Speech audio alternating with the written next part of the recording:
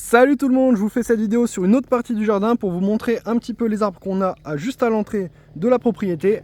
Donc là par exemple c'est un arbre à calebasse. Donc les calebasses vous savez c'est ça en fait, c'est ces gros fruits. Donc là ils sont encore petits, hein. Ça peut être beaucoup plus gros que ça.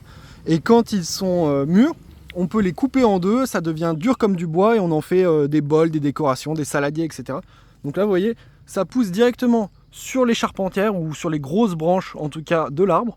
Parce qu'il y a quand même du poids. Et il y en a un petit peu partout, là, vous voyez, ça se développe un petit peu dans tous les sens.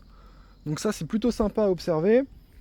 On a juste ici un oranger. Alors, c'est petites oranges amères. C'est bien pour la cuisine, mais pas trop à manger comme ça. Ici, on a un grand avocatier. Donc là, ça, c'est un avocatier. On peut le voir ici, mais il n'a pas encore d'avocat, c'est pas la saison. Et là, on a un deuxième grand avocatier qui part sur deux branches. Donc, vous voyez, on peut avoir ce genre d'arbre ici, c'est vraiment sympa. J'ai ramené de France des graines de citrouille géante, de coloquinte, de potiron géant, etc. Donc on les a semés et ils se plaisent super bien. Vous voyez, ça c'est du potiron géant qu'on a semé il y a à peu près 10 jours. Vous voyez la taille que ça fait déjà. Il y en a encore ici. On a acheté un camion de terre pour pouvoir faire nos petites plantations un peu partout.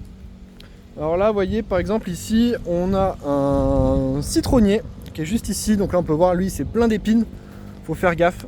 Là, vous voyez la taille des épines par rapport à mon doigt. Et on peut s'amuser. Vous voyez, là, on a planté toute une ligne de bougainvillées. On a des bananes. Alors là, vous voyez, elles sont pas encore mûres, mais ça va pas tarder.